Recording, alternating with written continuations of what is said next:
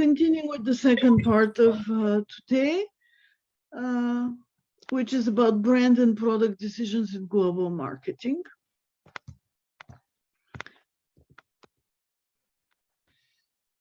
Okay, so when we are talking about products, there are a couple of things we need to consider. So products have tangible and intangible attributes.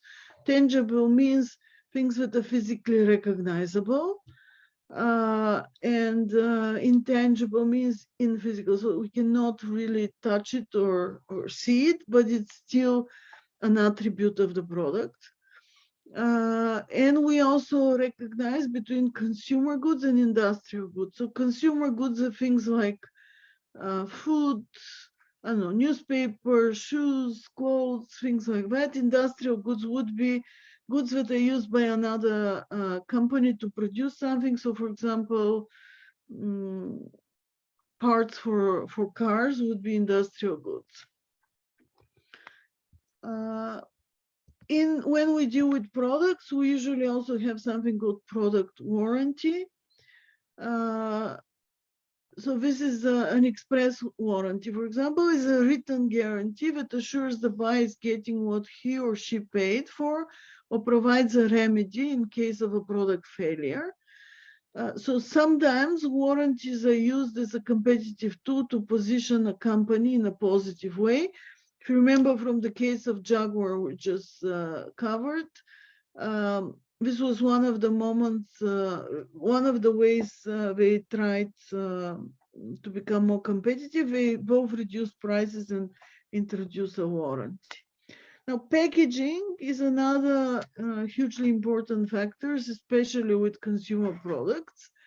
So consumer packaged goods is another term important to know. These are a variety of products whose packaging protects or contains the product from production to the end user.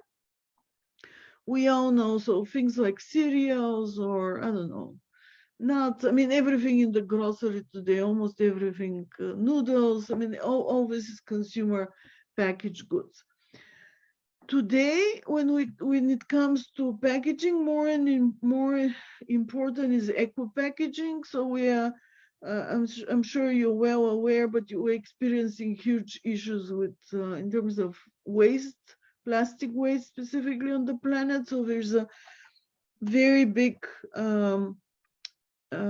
focus today and desire from both consumers and governments to produce packaging that can be recycled or is biodegradable, or it does not use deplete resources, like for example forests. From a marketing point of view, another important factor is that the packaging must engage the senses. So sometimes the difference between a good product and bad product could be only the packaging. I mean, that could be the difference why people are buying our product and not somebody else's, despite that there's almost the same thing inside. So we use today the packaging to make an emotional connection, to send with the customer, to send certain messages, and to, in general, enhance the brand experience. So we have many examples with that, with consumer products, like we're giving you here examples with alcohols, drinks, etc. Now, labeling is also something we need to be absolutely aware of when we go internationally, when we're doing global marketing, because labeling on one side could be a way to attract attention and to support the product positioning. So it could be the reason why customers buy something. But it's also where we inform the customers. So today's customers more and more want to know more, they want to be more informed in terms of the contents of the product. And last but not least, each country today has regulations in terms of what the labels need to contain as far as health warnings, health content. For example, the European Union requires labels on all products, food products, to include ingredients from genetically modified crops. I think this, for example, is not a requirement in many other countries, America for sure. So as a result, a company planning to introduce its products on a new market needs to really understand both the local customs, but also the local legal requirements. Aesthetics is another big topic that global marketeers need to really understand, because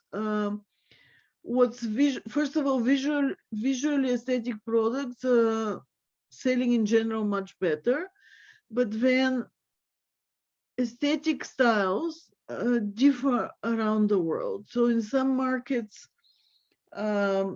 it could be very busy, very colorful, lots of signs. On another market, we're going to see that they prefer more clean lines, little information.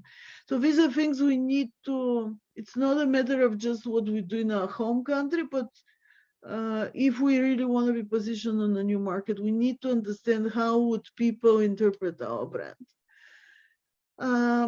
In some cases, we use standard colors throughout the whole world, usually related to our brand colors, but sometimes we need to adapt them to the local market. So in some cases, we would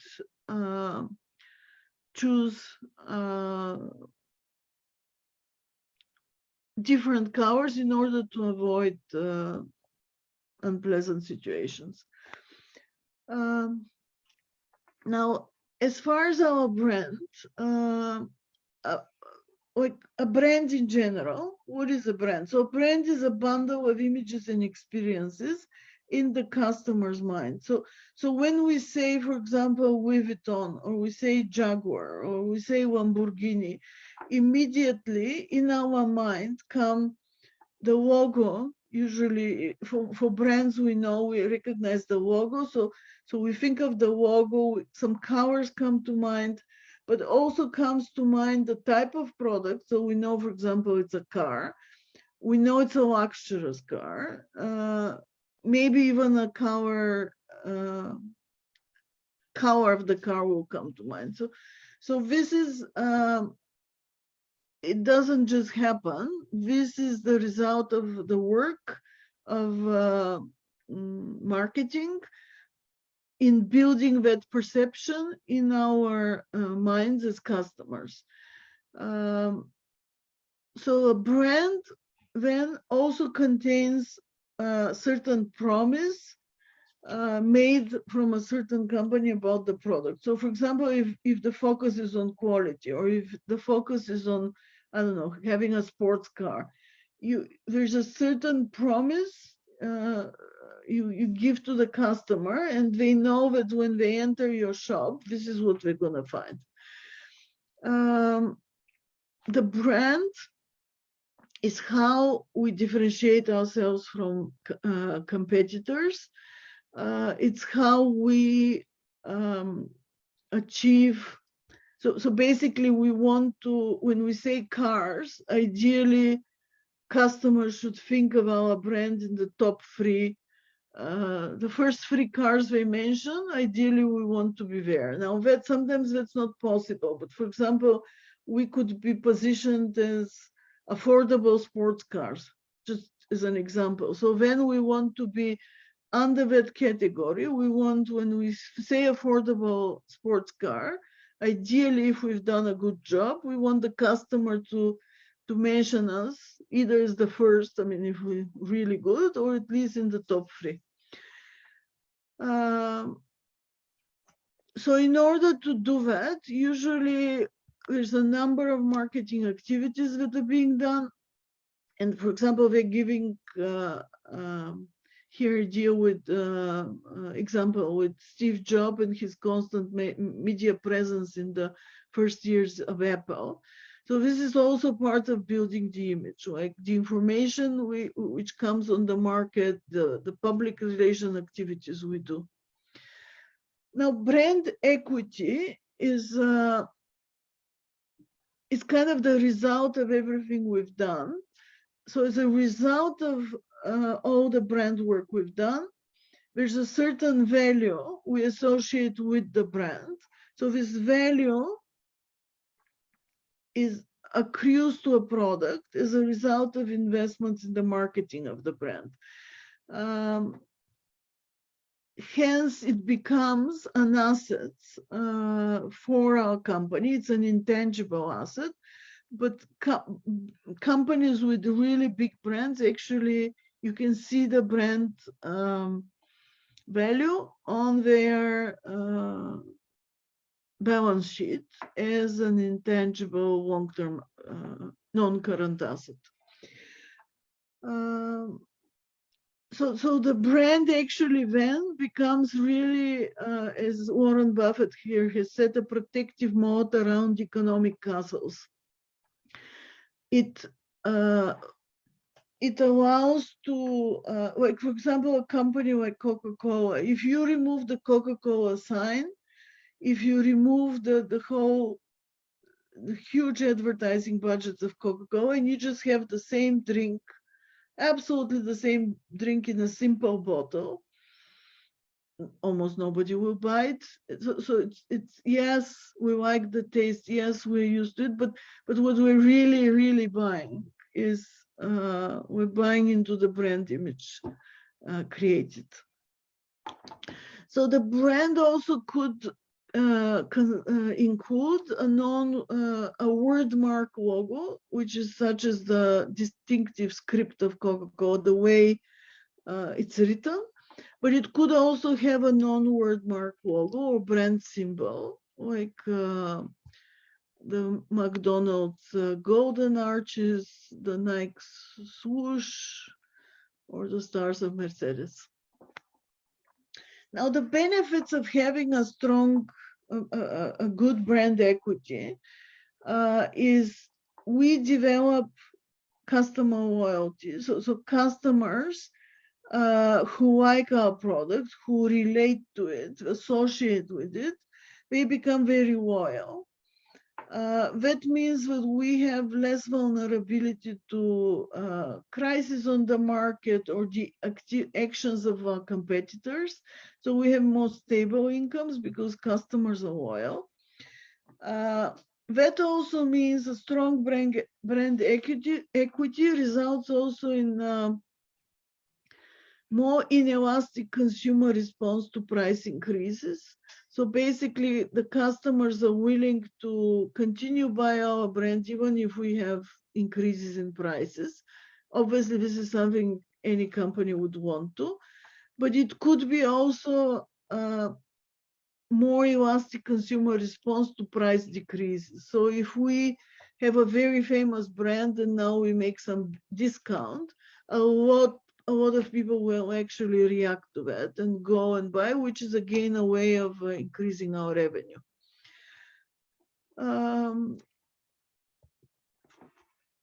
Now we need to be, when we're approaching in our global marketing efforts, we need to be aware of local products and brands.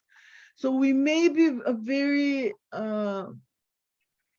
famous global brand, but entering a new market, but on that market, there could be a company that is really well established. They may not be known internationally, but they may have a really big market share.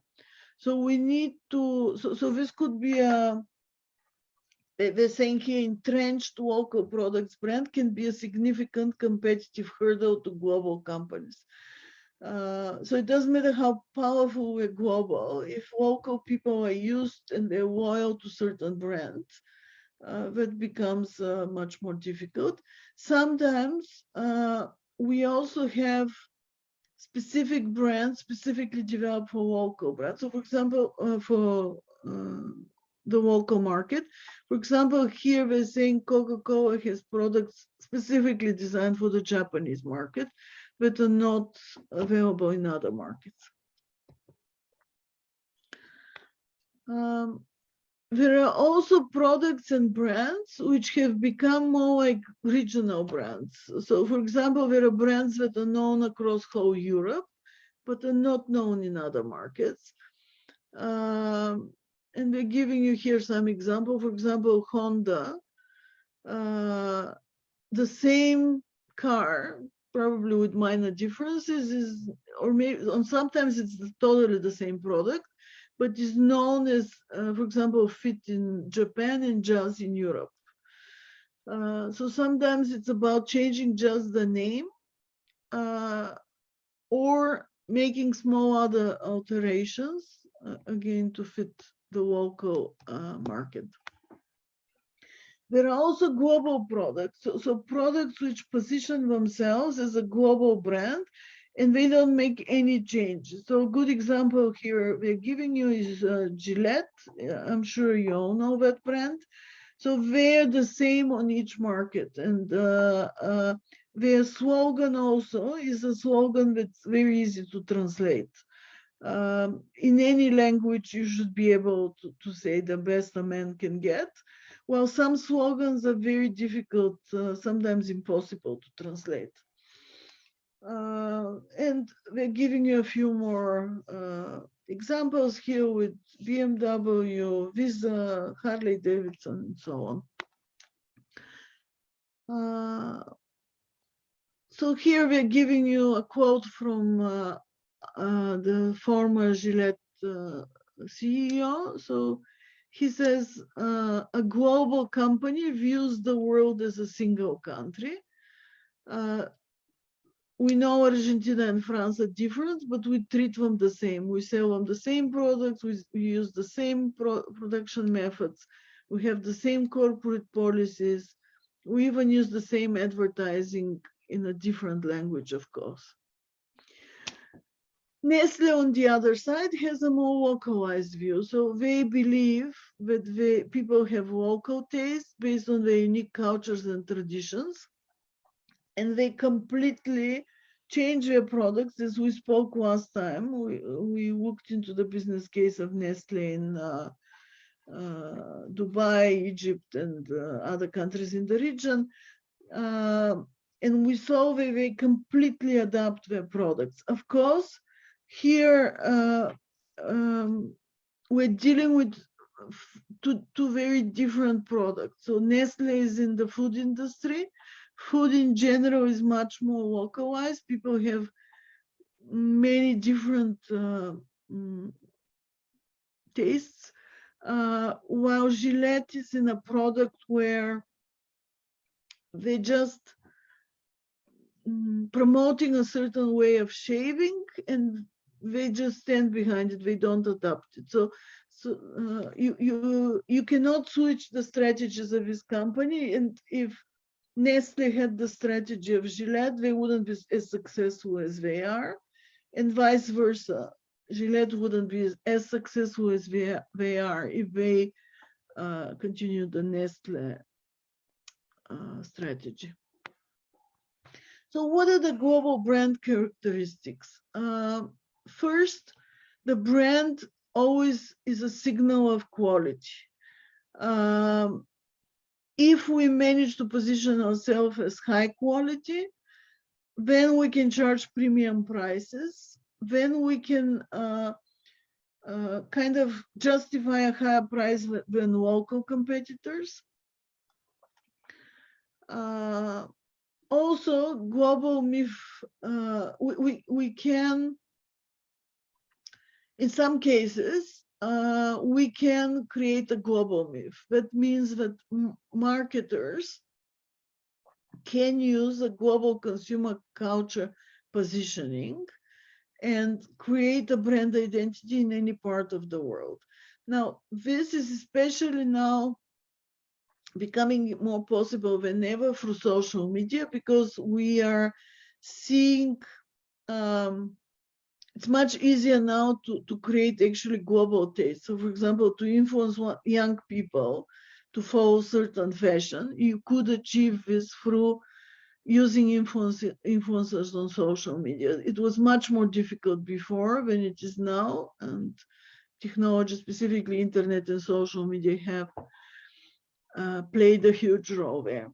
We also could position ourselves as a socially responsible brand, so a brand that effectively is addressing social problems. Those could be in the field of human rights, or they can be in the field of sustainability or any other ethical issue. So a few things on our potential branding strategy. So we could have different variations here. So for example, what Sony does is they have a lot of different products. So when you really think about it, they have gaming consoles, they have televisions, they have computers. I mean, a lot of different range of products through the years, some more successful than others, but what always stands before the product is the Sony brand. So we have Sony Walkman, for example, Sony something else. So this is one way of doing it. Another possibilities is we could do co-branding. For example, many computers you buy have the sticker Intel inside. So this is a co-branding, very powerful one in the case of Intel. Similarly with Coca-Cola and NutraSweet. So NutraSweet sign is on every Coca-Cola which uses NutraSweet. So this is a way of probably if NutraSweet was not used by Coca-Cola, less people would know about it. So this is an example of brand extension. So this is, for example, with the Virgin Group. You see here, they started in one area and then gradually developed in a lot of different industries, but always with the Virgin brand. So when you say Virgin Radio, Virgin Health, Virgin Vacations, this implies certain brand value, brand recognition, which helps us establish a new market. So if they decide now to go into completely different area, it will be much easier for them to position themselves. Of course, this happens only if we have a strong positive brand, because the opposite can happen as well. If we have problems in one area, there will be a spillover effect. So basically, we will affect other brands. So sometimes we don't want to do that. Sometimes we want to separate the brands and each brand to be on its own. For example, Procter & Gamble is a big company with, I don't know how many brands, like thousands probably. Each brand, so we don't even know we're the same company. We associate ourselves with the specific brand of the consumer product we buy. We don't, in most cases, consumers don't know it's the same company. So that's another way we could go. When we're making decisions, when we are designing the strategy of our global marketing, it's really good to understand the product brand matrix. So basically, when we have a local brand and a local product, this is the first situation. The opposite is a global product, global brand, but we could have variations of it. So we could have a global product, local brand, or a local product, global brand. So basically, depending on where we stand, we have a different strategy, different approach to marketing. This is information here about the world's most valuable brands. So in 2017, with Apple and Google were on top. So you see here, Google is not represented by the name of the company, because the company, if you go and look at biggest companies in the world, you're going to see the company name Alphabet. But here you see Google, because Google is actually the brand which is famous. Most people don't even know that the company name is Alphabet, which was actually part of repositioning effort. And this is actually the business case we're going to discuss as part of our work. So when we are developing a global brand, there's a number of questions we need to ask ourselves when we're building a global brand. Let's say we're entering a new market, we need to be, or creating a new product, we need to be sure, does this fit the company, the current brand, its market? The second question is, we usually expand globally to experience economies of scale, basically to improve our revenue and profitability. So would that happen? Are we really gonna realize scale, economies of scale? Because in some cases we think we will, but we think because we are just looking at the base costs, and we are forgetting some of the additional costs which we will actually take upon ourselves as we expand internationally. So we're not always good in projecting the full costs when we do go to new markets. Also, how difficult will be to develop a global brand team? And can a single brand be imposed on all markets successful? The second aspect important when we develop a global brand development is how are we gonna organize the global brand leadership? What will be the organizational structures, processes, cultures to allocate brand building resources globally, to create global synergies, and to develop a global brand strategy that coordinates and leverages country brand strategies. So as you see, a lot of things have to be thought out. It's if we just think that we can mechanically add one more country, we may be missing on important things, and we may fail if we don't think of all these things in advance. So when we are approaching such decisions, it's very important to first ensure that we can create a compelling value proposition, first on the home market. We need to think of all the elements of the brand identity and select names, marks, and symbols that have the potential for globalization. So if we start with a very local brands, we cannot, in other words, if we are planning to expand globally, we need to start from the beginning with a brand that could actually service us globally. We also need to develop a company-wide communication system to share and leverage knowledge and information about marketing programs and customers in different markets. I want to make here one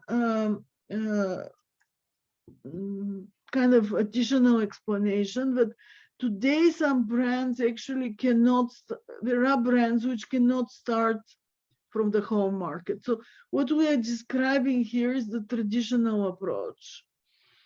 But today some brands are being launched online immediately globally. So in that case, it's even more difficult, because even from you're not developing, you're not kind of testing things on the home market. You need to immediately position yourself globally. So in order to do this effectively, you really need to understand a lot of aspects related to international marketing.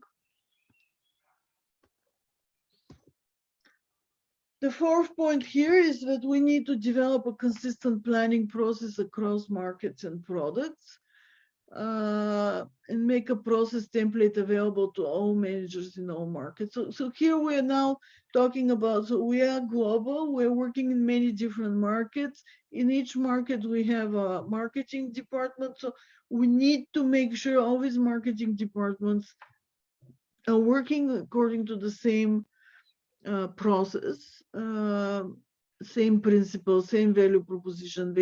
We're striving to achieve the same when it comes to our brand. We also need to assign specific responsibility for managing branding issues to ensure local brand managers accept global best practices. We cannot assume that just because we're a global brand, everybody locally will actually understand and follow the global marketing strategy. We need to really train people, work with them. There's usually a lot of coordination and a lot of work that needs to be in place in order to ensure that people understand, accept, and contribute to the global marketing strategy. Last point here is that as we execute brand building strategies, we need to leverage global strength, but also respond to relevant local differences. I think we said this many times, but in the sense of how, like what we're talking here, how we organize the process, it's actually very important that it's not a hierarchical one-way stream of we develop it, let's say in the home country, and then everybody needs to follow. There's so much we can learn from the local operations, and a really strong brand uses the local information from the different local markets to actually strengthen the global brand as well. Now, one way we could approach product planning is by using Maslow's needs hierarchy. So Maslow's needs hierarchy helps marketers understand how and why local products go beyond the home country. We first need to understand that needs and wants are different. So one thing is what we need, another thing is what we want, and a third thing is what we can afford.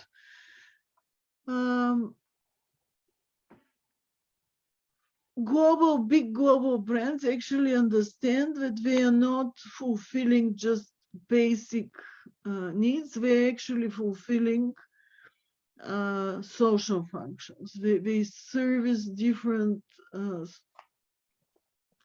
high level needs and wants, basically. So this is Maslow's hierarchy of needs. You've probably seen this. It's used in human resources, in marketing, in many different areas of business. Here specifically, we're looking at it from a marketing perspective. So as we're developing our brand, we need to be clear, which needs are we satisfying? Physiological, so are we providing food, shelter, like basic human needs? Are we somehow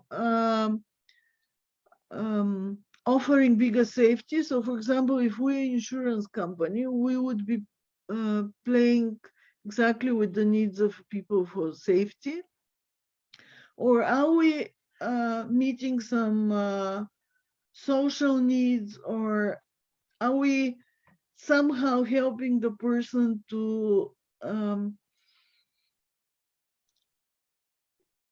improve, to realize his external and internal self-esteem?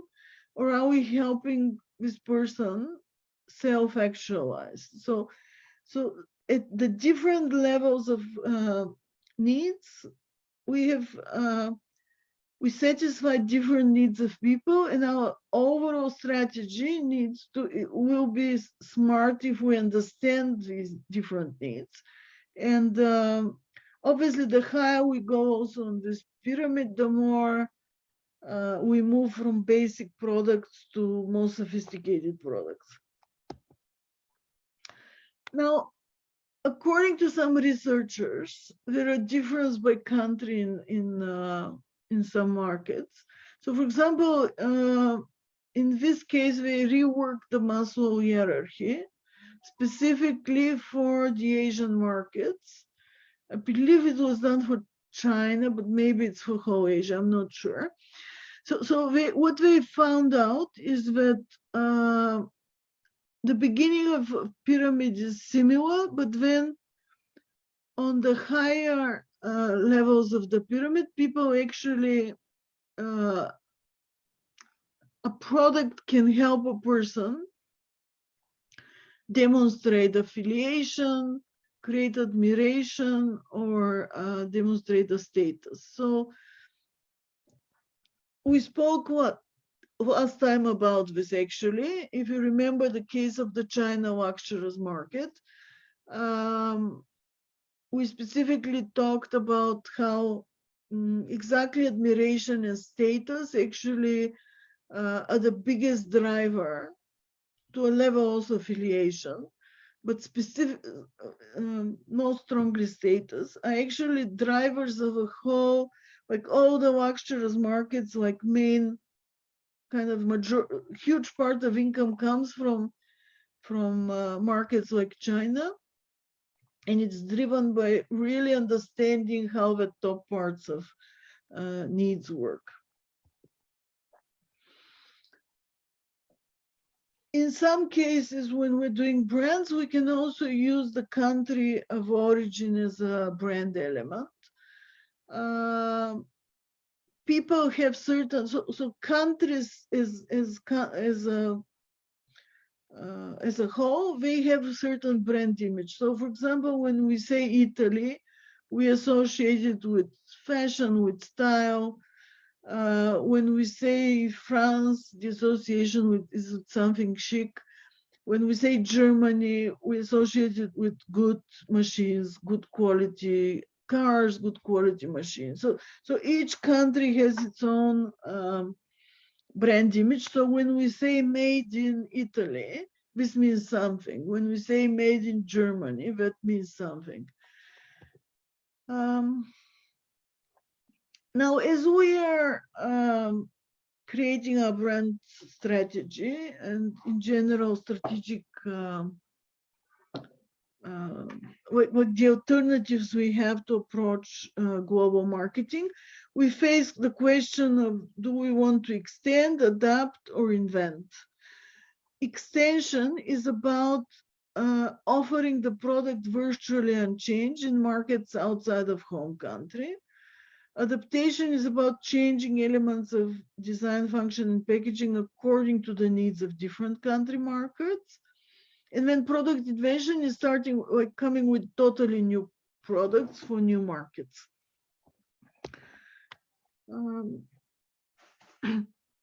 So basically, based on, we have another matrix here. So based on whether the communication, so the way we communicate, do the marketing communication, whether we use the same approach or different, and whether we use the same product or different, then we have different strategies.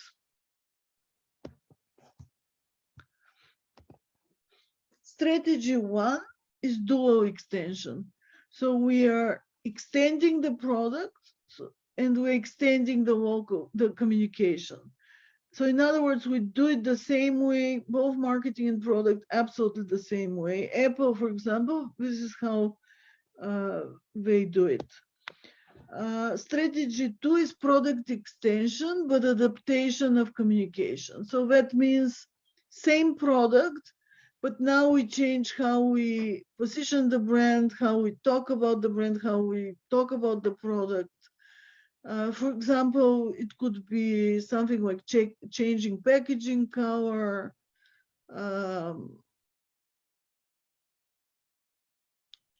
Another example here is, I think, yes, this example with John Deere is interesting. So basically, they developed a tractor that was designed for India. So it had less functionalities. It was not as sophisticated, not as with not so many features, let's say, so that it could be available to more people.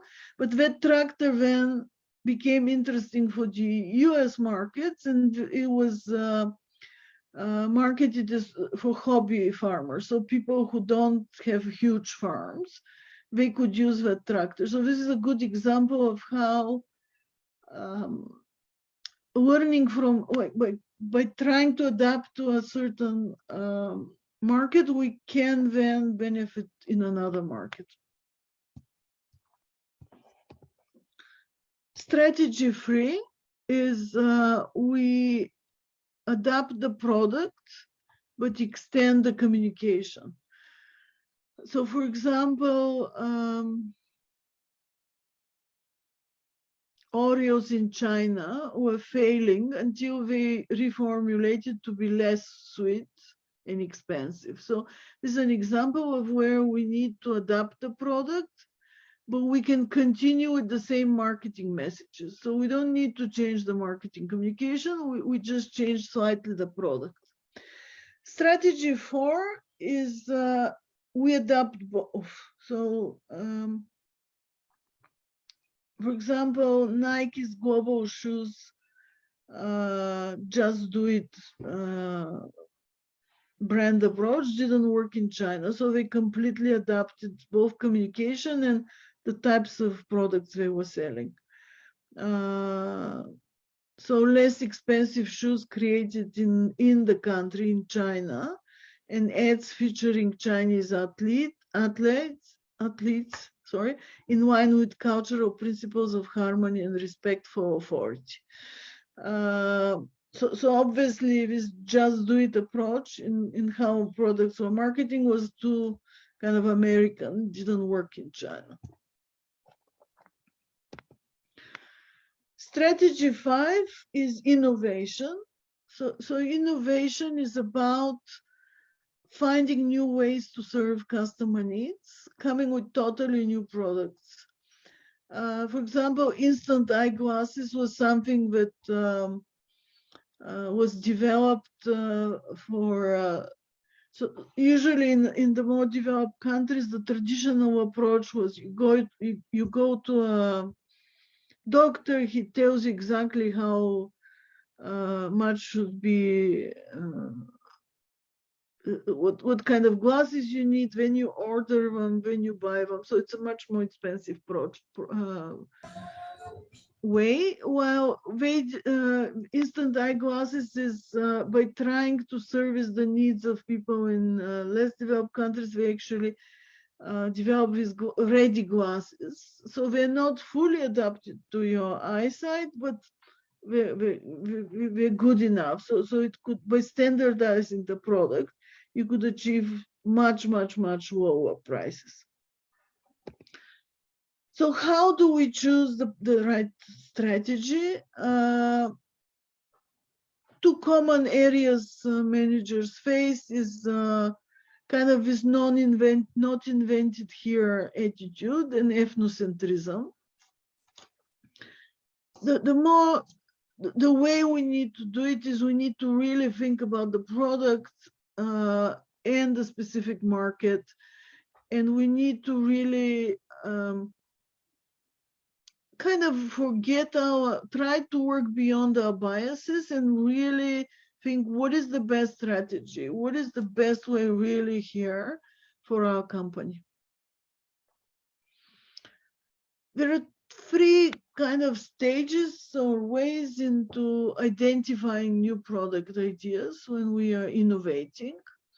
One is continuous innovation. So this is the least disruptive method where the product is continuously evolving and changing.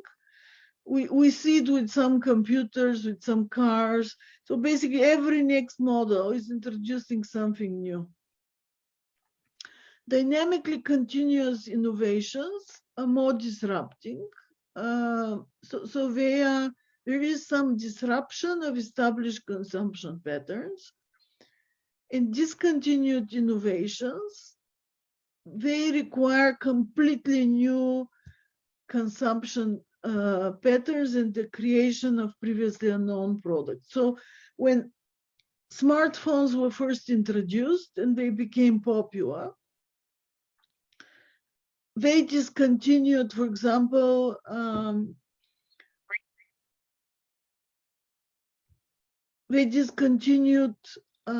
cameras. So cameras until then were being sold separately for personal use. Like almost overnight, they disappeared as products because we didn't need them anymore. So this is an example of disruption. Another example of complete disruption is when last week we talked about Uber. So Uber completely disrupted how the taxi industry is working. So their product creates completely new consumption patterns and introduces previously unknown products, in this case, services. Now, when we are if we're involved in global marketing, we need also to understand a couple of more questions. How big is the market? So we're doing, let's say, a new product. We need to be sure how big is the market for this product at various prices. What are the likely competitive moves in response to our activity? Can we market the product through existing structures? Can we source the product at a cost that will yield an adequate profit? Does product fit our strategic development plan? We also it's important to do good testing of new products. So we could be thinking that we're creating something valuable, but until we really test it with specific customers on the specific market, we cannot be sure. I mean, sometimes there are surprising and unexpected problems that arise. Okay, so with this we are finishing this chapter. We're going to continue now with discussing the case of Google. And the question here that we want to focus on is, it's at the end of the case. The question is, why was Google rebranded as Alphabet? So basically, I'm gonna bring a couple of things. So Google, we all know Google, right? I mean, I don't think anybody in the world now exists who doesn't know Google, or maybe here and there somebody, but most people know it. So Google's, obviously we know them as a search engine. Just as an example, the advertising revenues from the Google unit accounted for more than 90% of Alphabet's 110 billion total revenue. So 90% of 110, this is how much actually Google is making out of the search engine and related to that advertising. But Google has other products as well. So first of all, not many people know that Android operational system, which is the dominant operational systems on smartphones and tablets, is actually owned by Google. There is also, Google also has division which is focused on driverless technology. So basically they're trying to develop what we know as robocars or autonomous vehicles. Not just trying, but they are developing. Apologize, I jumped. Okay. they also known for Project WOON. So Project WOON actually is focused on providing internet access to areas which still don't have it. So actually 1/3 of the world's population still doesn't have internet access. And Project WOON is Google's way of addressing that. So they introduce the systems of basically aerial balloons, which through which the internet can be provided in these areas which are otherwise difficult to reach, and it's way too expensive to do the usual way with cables. Another example of what they do is wearables. So Google Glass, but also some other related products are part of their wearables. Assistant digital helper, they also have like their goal was a personal Google for each and every user. So they launched this assistant digital helper in 2016. Also Pixel phone. So more than So Google partnered here with manufacturers such as China's Huawei and South Korea's LG on various models of Nexus brand smartphones. And so on. They also have this home voice activated speaker and other products. Can you please mute if you're not talking?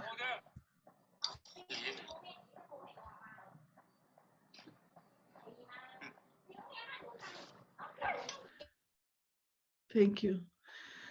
So my question to you is, why did, so Google have all these products, right? So why did they rebrand it as Alphabet?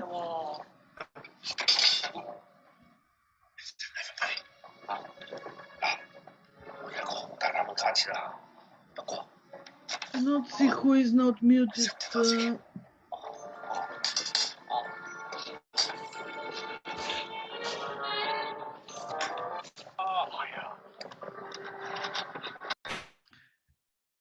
Thank you.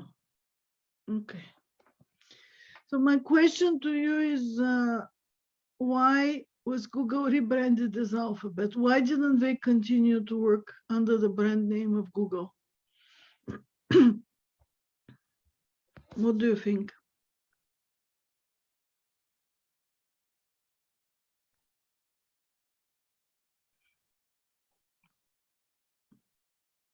Nobody? Okay, so basically when we are,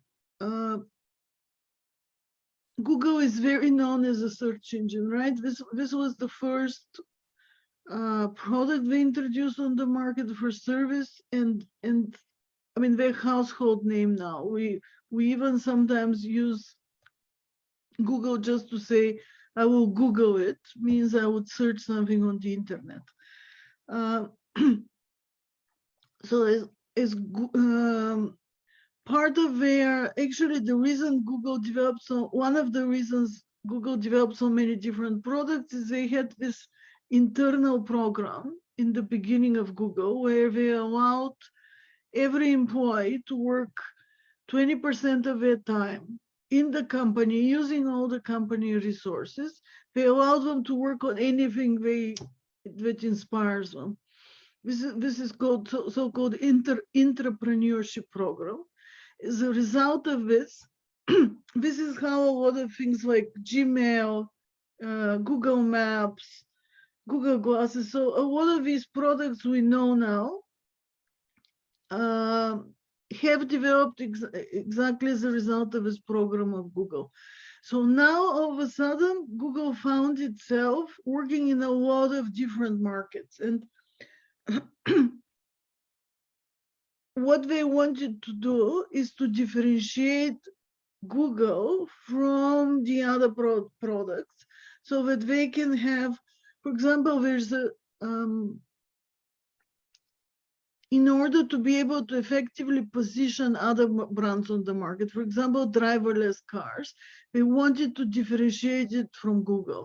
So in general, Apple and Android, so the Apple operational system and in the Android operational system, which is owned by Google, they are fighting for market share in terms of whose services, which operation system will be used in driverless cars. So this becomes, so this is one issue. On the other side, we do have driverless cars as a separate brand. So Google's approach was that in order to position themselves as a corporation working in different areas, they need to separate the different brands and give them authentic, separate existence. Because obviously, the things they're doing have very different target groups, very different markets, different price ranges. So if you operate them all under one brand, they influence each other. And this is what Google wanted to avoid. They wanted to see the different brands continue with their own strategies. As we saw in some cases, exactly the opposite is done. So for example, Virgin, you saw that list of brands they have. They want to have Virgin on every brand, so they use that as a competitive advantage. Well, Google wanted to differentiate itself from the Google brand and to offer the opportunity of other brands to separately position themselves.